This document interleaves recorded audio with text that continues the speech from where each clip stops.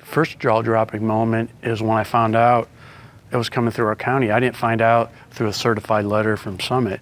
I found out from a neighbor a mile west of me calling me. He got the certified letter and he said, "Steve, what's this CO2 pipeline that wants to come through my property?" I said, "Declan, I don't," and I've known him all my life, okay? "I don't know what you're talking about." "Oh, don't give me that. You're a supervisor. You know what's going on." I go, "No, I don't." He said, "How come it ain't coming through your property?" And I'm a mile east of that. I said, "Declan, believe me, I don't know what's going on." He said, "Well, there's going to be a public hearing in Harlan in 2 weeks. I hope you could make it." I said, "I will be there." That's how I found out. And in my 12 years of being supervisor, anytime a big business, especially an outside one that's not in our county, wants to do business, the windmills, I've probably met with 5 or 6 of those companies in my 12 years, solar outfits. They'll meet with us months, if not years, before they would ever sign on a dotted line that they're proposing to come through your county.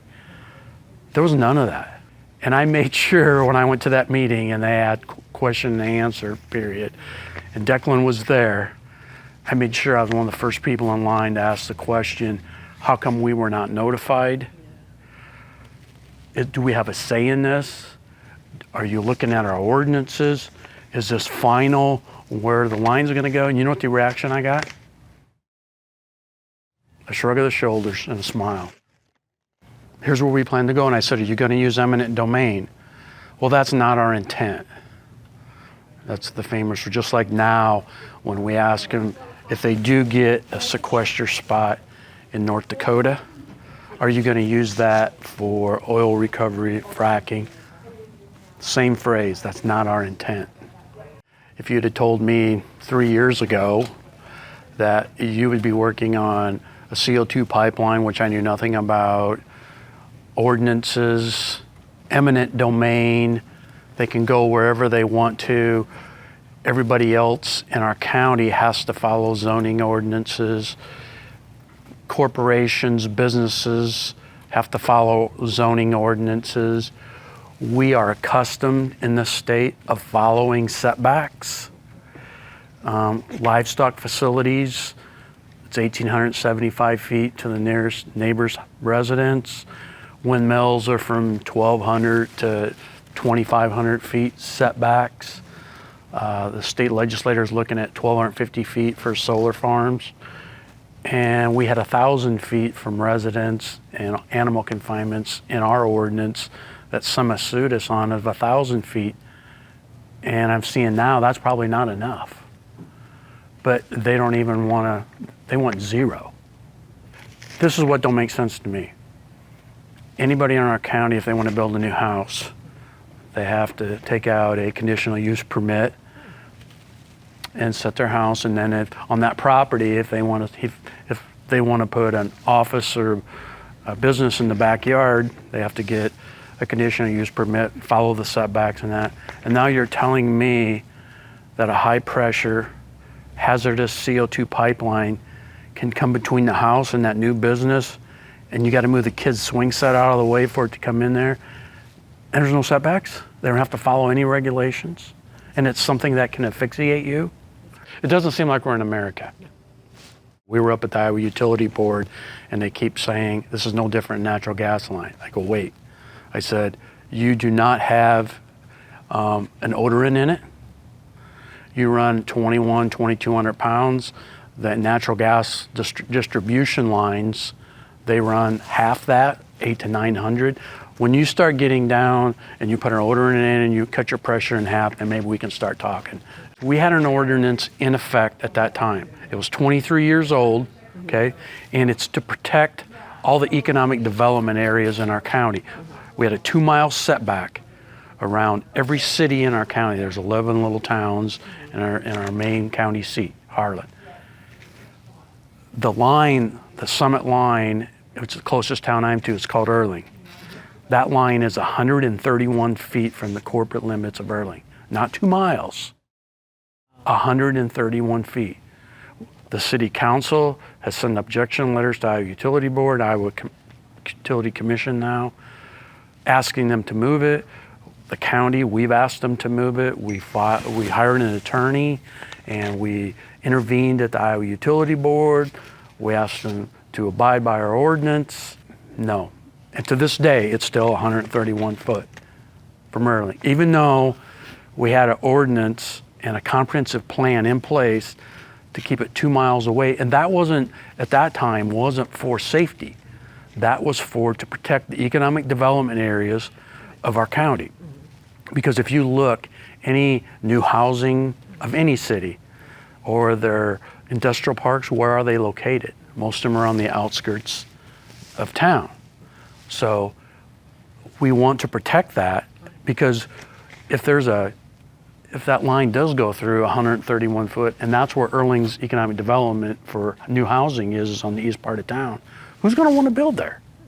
And if we don't protect our economic development areas in any county, 5, 10, 20 years from now, that's our tax base, that's our growth. And if we can't be growing here, then everybody that lives here now, that's lived here all their life, your taxes are going to go up instead of spreading that burden out. And so it's very important. And so what we did is we took that initial 2 mile setbacks, only setback we had, and then we added in a half mile for vulnerable facilities like schools, churches, long-term care facilities, and we added a setback of a quarter of a mile for recreational areas, ball fields, things like that. And then we went out in the rural area and we put 1,000 feet setback for residents and animal confinements. And at that time, we also asked in our ordinance that we wanted to see flume modeling. We wanted to see data. And if that data showed we were too strong, okay, we were open to moving that. If we were too weak, it could be a little more, but we also put a variance in there. So it isn't that it was set in stone. They could come if they could prove that, maybe they need to wiggle through this area instead of a 2 mile setback. They go in front of our Board of Adjustments. We might be open to whatever, mile and a half, mile, whatever that would be, or around any other buildings. They never once did that. We had 3 public hearings. We only needed to have 1. We could have did away with the other 2, suspended them, but we had 3 public hearings. We had over 120 people spoke in favor of the ordinance or had written comments, positive comments. We never had one person write an objection in writing, not even Summit. We never had one person object to anything in the ordinance at the public hearing, and Summit was at all 3 meetings. And I think it was a few days after we passed it, they sued us. And we were the first county in the state to be sued. We're the first county in the state to pass hazardous pipeline CO2 zoning ordinance. And so then they sued us so that we could not enforce it. We lost that judgment in federal court, and the judge put a permanent injunction from us enforcing that, even though the Iowa legislature gave counties that executive authority back in the 1950s. And so now we're in the process, we've appealed that decision to the 8th Circuit Court of Appeals, 3-panel judge, federal district court. We have not had a scheduling date yet. We're anticipating it might not be till the first of the year to next spring before we get a ruling on that. Since we did that, there are 8 other counties that have also filed ordinances. All of them also have been sued except for the last one, which was Dickinson County. They haven't been sued. You might ask why. I think they did something a little different. They put in their ordinance that it would not go into effect until the ruling with Shelby County and Story County. We were the first 2 that got sued. Depending on, if we won our cases, then that would go into effect. So someone hadn't sued them. Nobody wants to be sued. No county, nobody wants to be sued. But I will say, I'm on a 3-member board, and our board has been unanimous through all this. Our job is to protect our county, is to protect our residents, is to protect our land, to protect our economic development and the health and safety of our residents. If I got to get sued, I would sooner get sued for trying to protect my county than being sued later for not trying to protect it. I'm a 5-generation farmer. I live on a century farm. Most of the farms you'll see in the Midwest, especially here in Iowa, are generational farms. And you'll see that the people that are fighting that have not signed on and have had eminent domain put on them, there are people who have taken over that land or have had it handed down to them. And we have an unwritten oath that we go by that we will hand it off to that next generation better than we found it. Well, it's kind of hard to do that when somebody forces your hand, eminent domain you, and then besides taking your land to put something hazardous on there, now it's a safety hazard. People's lives are number one, but one thing that really, really disturbs me, I really worry about the growth of our livestock industry if these CO2 pipelines come in, because there's no CO2 pipelines in the state of Iowa. There's 5,000 miles in the United States. Most of that's through oil fields for fracking and that. And I'm hearing they want to 20 times that by 2050. Right. If that happens in here, it's a fact. The counties, the rural counties that grow in Iowa, one of the main reasons they grow is they've embraced and support the livestock industry. Yeah.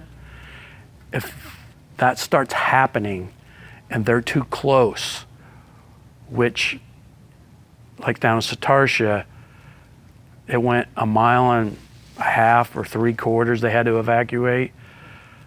You can't hardly go out in our countryside around here and stop anywhere and look 4 corners and you're gonna see some livestock facilities. Well, I hear if we do have a rupture with the residents, they want to do a shelter in place. And how are you going to do that with livestock? Or if you don't do shelter in place, they're going to try to evacuate us out of that area. We can't do that with the livestock. They're going to be lost and you can't get insurance for that. Nope. And these guys that want to expand their operations, because we have some in our county that are under 400 feet, the pipeline is from their farmsteads. Well, that's where their livestock buildings are. How can they expand? Right. And what's going to happen if there is a rupture? In northwest Iowa, there was a farm sale in the last 3 months or so. And it was a farm that had Summit's proposing to go through. They took the payment and they were giving part of that payment along with the sale of the land. And that land brought pretty good value with that, but now that's gone. And so that new owner, okay, when he goes to sell it someday, I see down the road, once this payment is already distributed out, it's not going to be positive. It can't be. Since we got sued, it went national. And I've had from Time Magazine to Bloomberg, Newsweek, Chicago Tribune, wanting to know, okay, are you scared? How you going to handle this? And no, we're trying to protect our county. And zoning ordinances have always stood up before. I don't know why they think they're so different. They keep saying your ordinance is for safety. Well, our original ordinance wasn't for safety. It was for economic development. The ones that we added to it out in the country, yes, some of them were, but that was not our main objective. October would be 3 years, been involved with this. And what I've noticed just in the last month to 6 weeks since the IUC ruling, landowners who have not been involved trying to fight this, that have not been impacted, okay, just regular landowners out there, their ears have perked up, they're getting engaged, they see the eminent domain can happen for any non-public purpose, and they're going, this isn't right. I mean, you've probably heard Des Moines Register had a poll last year, 78% of Iowans, that's a huge percent, said you should not be using eminent domain for these CO2 pipelines.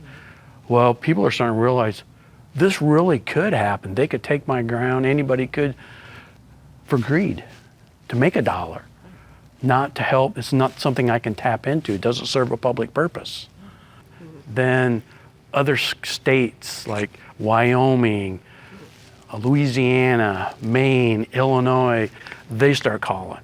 Hey, how do we start preparing to get ready for these pipelines? So I put together a 13-point checklist, and I talked about it here in this article, how you can prepare yourself.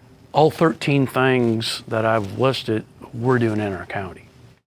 So it isn't, and these are suggestions. I'm not telling anybody what they have to do, but these are things, and it's all about communication. It's been very humbling seeing all the landowners get together, and I know sometimes I get discouraged, they get discouraged, because it started out as a really small group of them. And it's kind of like anything else, if you've been involved in volunteering in your communities, 15% do 85% of the work. Well, they were probably 5% doing 85 or 90% of the work. But it's growing, and I see it growing, and I see it's going to continue to grow. And I know I presented at a meeting last night where I really thought a lot of times there might be 20, 30 people show up. Yeah, it's not enough, but it's kind of the way it is in these small communities. There was close to 200 people there last night.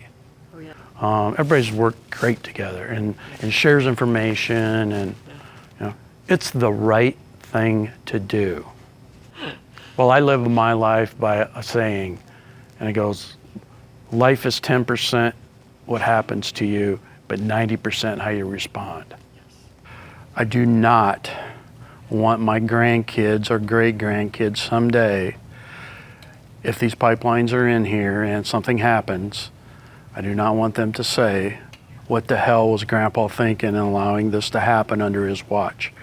I want them to know that I tried.